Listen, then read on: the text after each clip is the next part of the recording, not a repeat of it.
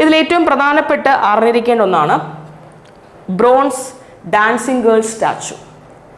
ലോകത്തിലെ തന്നെ ഓൾഡസ്റ്റ്, നമുക്ക് ലഭിച്ചതിൽ വെച്ച് ലോകത്തിലെ ഓൾഡസ്റ്റ് ബ്രോൺസ് സ്കൾപ്ചറാണ് ഈ ഒരു bronze dancing girl statue. Okay, bronze dancing girl സ്റ്റാച്ചുയുടെ ഫിഗർ ഇതുപോലെ ഇരിക്കും. നോക്കിയേ, കുറച്ച് ക്രൂഡായിട്ടുള്ളൊരു ഫേസ് ആണ്, ഹാഫ് ക്ലോസ്ഡ് ഐസ് ആണ്. പിന്നെ കയ്യിലാണെങ്കിൽ ഒരു കയ്യിൽ കംപ്ലീറ്റ്ലി ബാംഗിൾസ്, അങ്ങറ്റം മുതൽ ഇങ്ങറ്റം വരെ ബാംഗിൾസ് ഉണ്ട്. ഒരു കയ്യിൽ ചെറിയ ബ്രേസ്ലെറ്റ്സും ആംഗ്ലെറ്റ്സും മാത്രമേ ഉള്ളൂ. പിന്നെ ഒരു നേക്കഡ് ഫിഗർ ആണെന്നാണ് പറയുന്നത്. ചെറിയൊരു നെക്ലസ് ഉണ്ട്, തലമുടി ബാക്കിൽ കെട്ടിയത് പോലെ. അപ്പോൾ കാണാനായിട്ടൊരു ഡാൻസിങ് ഗേൾ പോസ്റ്ററിലാണ്, ത്രിഭംഗ പോസ്റ്റർ എന്നാണ് ഇതിനെ അറിയപ്പെടുന്നത് കേട്ടോ. ത്രിഭംഗ പോസ്റ്ററിലാണ് ഈ ഒരു വ്യക്തി ഇരിക്കുന്നത്. ഓക്കെ, ഈ ഒരു ബ്രോൺസ് ഡാൻസിങ് ഗേൾ സ്റ്റാച്ചു നിർമ്മിച്ചിരിക്കുന്നത് ഒരു ടെക്നിക്ക് ഉപയോഗിച്ചാണ്. ഇതിനെ ലോസ്റ്റ് വാക്സ് ടെക്നിക് എന്നോ അല്ലെങ്കിൽ സൈർ പെർഡ്യൂ ടെക്നിക് എന്നോ പറയും. Cire perdue technique, CIRE, cire PERDUE. Okay, cire perdue technique lost വാക്സിൻ്റെ മറ്റൊരു പേരാണ് സൈർ പെർഡ്യൂ ടെക്നിക് എന്ന് പറയുന്നത്. വേറെ ഒന്നല്ല, നിർമ്മിക്കുന്നത് എങ്ങനെയാണ്, ഇവിടെ നമുക്കൊരു മോൾഡ് ഉണ്ടാക്കിയെടുക്കണം ആദ്യം, അല്ലെ? എന്ത് സ്റ്റാച്ചു ആണ് നമ്മൾ ഉണ്ടാക്കാൻ പോകുന്നത്, അതിനൊരു മോൾഡ് വേണം. അപ്പോൾ ആദ്യം നമ്മൾ മെഴുകിലായിരിക്കും ഈ മോൾഡ് ഉണ്ടാക്കുക. വാക്സിൽ നമ്മൾ ആദ്യം ഒരു മോൾഡ് ഉണ്ടാക്കിയെടുക്കും. എന്നിട്ട് ആ മോൾഡിനകത്ത് നമ്മൾ ചെറിയൊരു ഹോളൊക്കെ ഇട്ട് അതിനകത്ത് ഉരുകിയ മോൾട്ടൺ മെറ്റൽ കോരി ഒഴിക്കും. അപ്പം ഇവിടെ ബ്രോൺസ് ആണ് യൂസ് ചെയ്ത മെറ്റൽ. ഇപ്പം ബ്രോൺസ് കോരി ഒഴിക്കുന്നു. കുറച്ച് കഴിയുമ്പോൾ ആ ഒരു ബ്രോൺസ് കട്ട പിടിക്കും, അല്ലെ? കുറച്ച് സ്റ്റിഫാവും. ആ സമയത്ത് നമ്മൾ ഈ പറയുന്ന വാക്സ് മെൽറ്റ് ചെയ്ത് കളയും. വാക്സ് പെട്ടെന്ന് മെൽറ്റ് ചെയ്ത് കളയാൻ പറ്റും, അല്ലേ? അതിൻ്റെ മെൽറ്റിംഗ് പോയിന്റ് ഡിഫറെൻ്റ് ആണ് with that of bronze. So ഈ പറഞ്ഞ വാക്സ് നമ്മൾ മെൽറ്റ് ചെയ്ത് കളയും. അപ്പോൾ കറക്റ്റ് ആ മോൾഡിൻ്റെ ഷേപ്പിൽ നമുക്ക് ആ ബ്രോൺസ് കിട്ടും. ഈ ഒരു ടെക്നിക്കിനാണ് ലോസ്റ്റ് വാക്സ് ടെക്നിക് അഥവാ സൈർ പെർഡ്യൂ ടെക്നിക് എന്ന് പറഞ്ഞാൽ. ആ ടെക്നിക്ക് ഉപയോഗിച്ചിട്ടാണ് ഇത് നിർമ്മിച്ചിരിക്കുന്നത്. ഇന്നും നമ്മൾ ഈ ലോസ്റ്റ് വാക്സ് ടെക്നിക്കിൻ്റെ പല ഫോമിൽ ഇന്നും ബ്രോൺസും മറ്റു മെറ്റൽ സ്കൾപ്ചേഴ്സൊക്കെ ഉണ്ടാക്കുന്നുണ്ട്. ഓക്കെ, ലോകത്തിലെ തന്നെ ഓൾഡസ്റ്റ് ബ്രോൺസ് സ്കൾപ്ചർ ആയിട്ടാണ് പറയപ്പെടുന്നത്. നോട്ട് ചെയ്ത് വച്ചേക്കുക. പിന്നെ ചില തിയറീസ് പറയുന്നുണ്ട് ഇത് ഡാൻസിങ് ഗേൾ അല്ല, പകരം ഈ വ്യക്തി ഒരു ചെറിയൊരു കുടമോ അല്ലെങ്കിൽ എന്തെങ്കിലും കയ്യിൽ വെച്ചിട്ടുണ്ടാവണം. അപ്പോൾ ആ കുടമോ എന്തെങ്കിലും നഷ്ടപ്പെട്ടു പോയിട്ടുണ്ടാവും, അങ്ങനെ കിട്ടിയ സ്കൾപ്ചർ ആണെന്നും പറയുന്നുണ്ട് കേട്ടോ. അറിയില്ല, പക്ഷേ നമുക്ക് ആ എവിഡൻസ് ഒന്നും ഇവിടെ നിന്ന് കിട്ടിയിട്ടില്ല. അതുകൊണ്ട് തന്നെ ബ്രോൺസ് ഡാൻസിങ് ഗേൾ സ്റ്റാച്ചു ആയിട്ട് ഹിപ്പിൽ കൈവച്ച് നിൽക്കുന്ന ഒരു ബ്രോൺസ് ഡാൻസിങ് ഗേൾ സ്റ്റാച്ചു. അപ്പോൾ ഇത് ലഭിച്ചിരിക്കുന്നതും എവിടെ നിന്നാണ്? മൊഹൻജദാരോ എന്നാണ്. നോട്ട് ചെയ്ത് വച്ചേക്കുക. പിന്നെ ഇതാണ് കേട്ടോ യൂണിക്കോൺ സീൽ എന്ന് പറയുന്നത്. നമ്മൾ ഓൾറെഡി ഡിസ്കസ് ചെയ്തിരുന്നു, സീലുകളൊക്കെ പറഞ്ഞതാണ്. ഡിഫറെൻറ്റ് ടൈപ്സ് ഓഫ് സീലുകൾ. ഓരോ സീലുകളിലും മുകളിൽ സ്ക്രിപ്റ്റ് ഉണ്ട്. Boustrophedon style of writing ആണ് എന്നൊക്കെ നമ്മൾ പറഞ്ഞു. പിക്ടോഗ്രഫി സ്ക്രിപ്റ്റ് ആണ്. ഇത് ഫുള്ളി ഡെസിഫൈ ചെയ്തിട്ടില്ല, ഇപ്പോഴും ഡെസിഫറിൻ്റെ വർക്കിൽ നിൽക്കുകയാണ്. ഫുള്ളി ഡെസിഫൈ ചെയ്തിട്ടില്ല. പിന്നെ ഇതാണ് സ്റ്റിയർടൈറ്റ് സ്റ്റാച്യു ഓഫ് എ ബിയർഡ് മാൻ, അല്ലെ? താടി വെച്ചൊരു പുരോഹിതന്റെ ലുക്കുള്ള ഒരു വ്യക്തിയെക്കുറിച്ച് പറഞ്ഞിരുന്നു. ഇത് നമുക്ക് ലഭിച്ചിരിക്കുന്നത് മൊഹൻജദാരോ എന്നാണ്. നോട്ട് ചെയ്ത് വയ്ക്കുക. Next site is Kalibangan. ഹാരപ്പയും മൊഹൻജദാരോ കഴിഞ്ഞാൽ പിന്നെ ഏറ്റവും പ്രോമിനൻ്റ് ആയിട്ട് വരുന്ന സൈറ്റാണ് കാലിബംഗൻ. ഹാരപ്പയും മൊഹൻജദാരോയും ഇരിക്കുന്നത് ഇന്നത്തെ പാകിസ്ഥാനിലാണെങ്കിൽ കാലിബംഗൻ ഇരിക്കുന്നത് ഇന്ത്യയിൽ തന്നെയാണ്. ഇന്ത്യയിലെ രാജസ്ഥാൻ ഭാഗത്താണ്.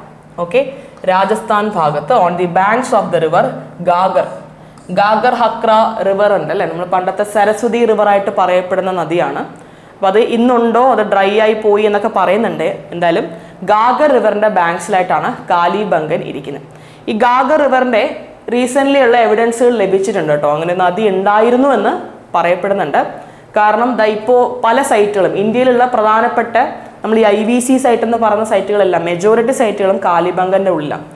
ഈ പറഞ്ഞ ഗാഗർ റിവറിൻ്റെ ബാങ്ക്സിലാണ്. ഇപ്പോൾ കാലിബംഗൻ, നമ്മൾ രാഖിഘട്ട് എന്നൊരു സൈറ്റ് പറഞ്ഞില്ലേ, അത് ബനാവലി, ഇതെല്ലാം ഇരിക്കുന്നത്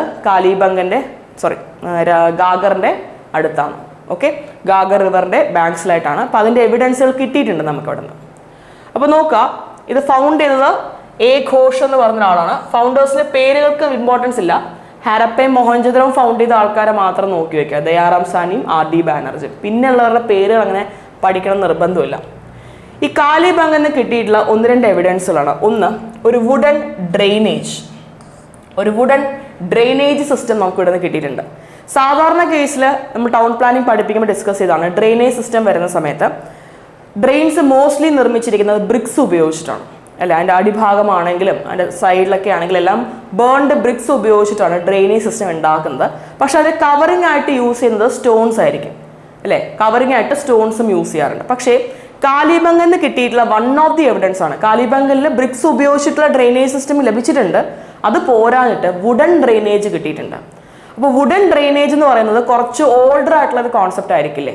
ഇപ്പോൾ ഒരു കോൺക്രീറ്റ് അല്ലെങ്കിൽ ഒരു ഈ പറഞ്ഞ ബ്രിക്സ് ഉപയോഗിച്ചിട്ടുള്ള ഡ്രെയിനേജ് വരുന്നതിന് മുൻപുള്ള ഒരു സംഭവമായിരിക്കാം വുഡൻ ഡ്രെയിനേജ്. തുടക്കത്തിൽ ആൾക്കാർ വുഡൻ ഡ്രെയിനേജ് ആയിരിക്കാം കൊണ്ടുവന്നിട്ടുണ്ടാവും. അപ്പോൾ ഒരു ഓൾഡർ ആയിട്ടുള്ള ഒരു കോൺസെപ്റ്റ് ആയതുകൊണ്ട് ഈ Kalibangan may be early Harappan ഫേസിലോ അല്ലെങ്കിൽ ഏർലി ഹരപ്പൻ ഫേസിൽ നിന്നും മെച്ചുവർ ഹരപ്പൻ ഫേസിലേക്കുള്ള ട്രാൻസിഷൻ സ്റ്റേജിലോ എപ്പോഴോ ഡെവലപ്പ് ആയപ്പെട്ട സൈറ്റായിട്ടാണ് പറയുന്നത്. അപ്പോൾ ഹാരപ്പയും മോഹൻജദാരോ എല്ലാം പക്ക മെച്ചുവർ ഫേസിലുള്ളതാണ്. നമ്മൾ പറഞ്ഞു ഇൻഡസ് വാലി 3 ഫേസസ് ആയിട്ടൊക്കെ ഡിവൈഡ് ചെയ്യുന്നുണ്ട് അല്ലേ, ഏർലി, മെച്ചുവർ, ലേറ്റർ. അപ്പോൾ ഹാരപ്പ മോഹൻജദാരോ എല്ലാം മെച്ചുവർ ഫേസിൽ വരുന്നതാണെങ്കിൽ കാലിബംഗൻ ഒന്നില്ലെങ്കിൽ ഏർലി ഹരപ്പൻ ഫേസിലോ അല്ലെങ്കിൽ ഏർലി ഹരപ്പൻ ഫേസിൽ നിന്നും മെച്ചുവറിലേക്കുള്ള ട്രാൻസിഷനിലോ ഡെവലപ്പ് ആയപ്പെട്ടുള്ള സൈറ്റ് ആയിരിക്കാം. അതുകൊണ്ടാണ് കുറച്ച് ഓൾഡർ ആയിട്ടുള്ള കോൺസെപ്റ്റുകൾ നമുക്കിവിടെ കാണാൻ കഴിയും. One is wooden drainage. പിന്നെയുള്ളത് കോപ്പർ ഓക്സ്. നമ്മൾ കോപ്പർ ബുള്ളക്കാട്ട് പറഞ്ഞു, അതുപോലെ ഒരു ഓക്സിൻ്റെ സ്ട്രക്ചർ കിട്ടിയിട്ടുണ്ട്. അതും ടോയ് ആണ്, ടോയ് സ്ട്രക്ചർ കിട്ടിയിട്ടുണ്ട്. പിന്നെ ഭൂമി കുലുക്കത്തിൻ്റെ ഒരു എവിഡൻസും കാലിബംഗന് ലഭിച്ചിട്ടുണ്ട്. അതായത് നമ്മൾ എന്തുകൊണ്ട് IVC ഡിക്ലൈൻ ചെയ്തു എന്ന് പറയുമ്പോൾ ഒരുപാട് കാരണങ്ങൾ പറയും. അതിലേക്ക് നമുക്ക് എൻട്രി ചെയ്യാം. ഡിക്ലൈൻ ഓഫ് IVC പറയാനുണ്ട്. അപ്പോൾ അങ്ങനെ പറയുന്ന സമയത്ത് വൺ ഓഫ് ദ റീസൺ ആയിട്ട് പറയുന്നതാണ് ഭൂമി കുലുക്കം. ഭൂമി കുലുക്കം കാരണം ഈ പറഞ്ഞ സൈറ്റുകളെല്ലാം ഇല്ലാണ്ടായി പോയി എന്ന് പറഞ്ഞൊരു തിയറി ഉണ്ട്. അതിൻ്റെ എവിഡൻസുകൾ കിട്ടുന്ന സ്ഥലം കൂടിയാണ് കാലിബംഗൻ. പറയപ്പെടുന്നത് ഒരു ചെറിയൊരു വീട്, ആ വീട്ടിലെ ചെറിയൊരു മുറി കാലിബംഗന് കിട്ടിയിട്ടുണ്ട്. അപ്പോൾ ആ മുറിക്കകത്തൊരു സ്ത്രീയുടെ ഡെഡ് ബോഡി നമുക്ക് ലഭിച്ചിട്ടുണ്ട്. മേ ബി ഒരു കിച്ചൺ ആയിരിക്കാം എന്നാണ് പറഞ്ഞത്. ഒരു അടുക്കള പ്രദേശമാണ്, ഒരു അടുപ്പുണ്ട്, അടുപ്പിൻ്റെ മുകളിൽ 1-2 കലങ്ങളും കുടങ്ങളൊക്കെ ഇരിപ്പുണ്ട്, കുറേയൊക്കെ പൊട്ടിയതാണ്. അപ്പോൾ ആ സ്ത്രീ അവിടെ മരിച്ചു കിടക്കുന്ന പോലൊരു എവിഡൻസ് ആണ് നമുക്ക് ആ വീട്ടിനകത്തുനിന്ന് കിട്ടിയിരിക്കുന്നത്. അപ്പോൾ ആ സ്ത്രീ മരിച്ചു വീഴണമെങ്കിൽ പല കാരണങ്ങളുണ്ടാവും. ചിലപ്പോൾ ആരെങ്കിലും വന്നിട്ട് കൊന്നിട്ടുണ്ടാവണം, ഒരു ഇൻവേഷൻ അതുണ്ടായിരുന്നിരിക്കാം, അല്ലെങ്കിൽ എന്തെങ്കിലും സഡൻ ആയിട്ട് വന്നിട്ടില്ല, ചിലപ്പോൾ ഒരു ഹാർട്ട് അറ്റാക്ക് പോലത്തെ എന്തെങ്കിലും അസുഖം ബാധിച്ച് മരിച്ചിട്ടുണ്ടാവും. ഇനി അതും അല്ലെങ്കിൽ ഒരു പോസിബിലിറ്റി എന്ന് വെച്ചാൽ ഭൂമി കുലുക്കമാണ്. അപ്പോൾ ഈ ഡിസീസസിൻ്റെയും ഇൻവേഷൻ്റെയും ആ ഒരു എവിഡൻസ് നമ്മൾ മാറ്റി വെക്കുകയാണെങ്കിൽ പിന്നെ എത്തിച്ചേരുന്ന എവിഡൻസ് ഭൂമി കുലുക്കമാണ്. അതിൻ്റെ ഒരു എവിഡൻസുകൾ അല്ലെങ്കിൽ അതിൻ്റെ ഒരു ഫൈൻഡിങ്സ് നമുക്ക് അവിടെ ആ ഭാഗത്ത് കിട്ടുകയും ചെയ്യുന്നുണ്ട്. അപ്പോൾ കുടങ്ങളും കലങ്ങളൊക്കെ പൊട്ടിക്കിടക്കുന്ന പോലത്തെ എവിഡൻസാണ് കിട്ടുന്നത്. അപ്പോൾ അത് ഭൂമി കുലുക്കം ഉണ്ടായിരുന്നിരിക്കാം. ഓക്കെ, അപ്പോൾ അതിൻ്റെ എവിഡൻസ് നമുക്ക് കാലിബംഗന് ലഭിച്ചിട്ടുണ്ട്. എർത്ത് ക്വിക്കിൻ്റെ നോട്ട് ചെയ്ത് വെച്ചേക്കാം. പിന്നെ വുഡൻ പ്ലോ കിട്ടിയിട്ടുണ്ട്, കലപ്പ കിളയ്ക്കാനായിട്ട്. നമ്മൾ ചാൽക്കോളിത്തിക് പീരീഡ് പഠിപ്പിച്ചപ്പോൾ ഞാൻ പറഞ്ഞു അവിടെ അധികം പ്ലോഡ് അഗ്രികൾച്ചർ ഫോളോ ചെയ്തിട്ടില്ല. ചാൽക്കോളിത്തിക് പീരീഡിൽ അവിടെ കൂടുതലും ജും കൾട്ടിവേഷൻ ആയിരുന്നു, അല്ലെങ്കിൽ shifting slash and burn cultivation ഒക്കെ ആയിരുന്നു. പക്ഷേ ഇവിടെ പ്ലോഡ് അഗ്രികൾച്ചർ ഫോളോ ചെയ്തിരുന്നു. മണ്ണ് ഇവർ കിളച്ച് വീണ്ടും കൃഷി ഇറക്കിയിരുന്നു. അതിൻ്റെ എവിഡൻസ് എന്ന രീതിയിൽ വുഡൻ പ്ലോ കിട്ടിയിട്ടുണ്ട്. ഈ പ്ലോ വുഡിൽ മാത്രമല്ല, പ്ലോ ടെറാക്കോട്ട ടോയ് സ്ട്രക്ചേഴ്സും ഈ ഭാഗത്തുനിന്ന് കിട്ടിയിട്ടുണ്ട് കേട്ടോ. നമ്മൾ ക്ലേ കൊണ്ടുണ്ടാക്കിയിരിക്കുന്ന ടെറാക്കോട്ട ടോയ് സ്ട്രക്ചേഴ്സ് അതും കിട്ടിയിട്ടുണ്ട്. വുഡൻ പ്ലോയും കിട്ടിയിട്ടുണ്ട്. പിന്നെ ക്യാമലിൻ്റെ ബോൺ കിട്ടിയിട്ടുണ്ട്. അത് ഒബ്വിയസ് ആണ്, കാലിബംഗൻ രാജസ്ഥാനിലാണ്, അപ്പോൾ എന്തായാലും ക്യാമലിൻ്റെ ബോൺ ഉണ്ടാവും. പിന്നെ ഫയർ ആൽത്താസ്, ഹോമകുണ്ടങ്ങൾ ലഭിച്ചിട്ടുണ്ട്. ചില റിച്വൽ ആവശ്യങ്ങൾക്ക് വേണ്ടിയിട്ട് ഹോമകുണ്ടങ്ങൾ ഉണ്ടാക്കിയ പോലെ ആ ഒരു സ്ട്രക്ചറൊക്കെ നമുക്ക് ഇവിടുന്ന് ലഭിച്ചിട്ടുണ്ട്. പിന്നെ കുറച്ച് കുഴിച്ച ലാൻഡുകൾ, ഫറോഡ് ലാൻഡുകൾ ലഭിച്ചിട്ടുണ്ട്. ഇതൊക്കെ കാലിബംഗന് കിട്ടിയിട്ടുള്ള ചില കീ ഫൈൻഡിങ്സ് ആണ്. ഇപ്പോഴും അവിടെ എക്സ്കവേഷൻസ് നടന്നുകൊണ്ടിരിക്കുകയാണ്, പുതിയ ഫൈൻഡിങ്സ് കണ്ടെത്തിക്കൊണ്ടിരിക്കുകയാണ്.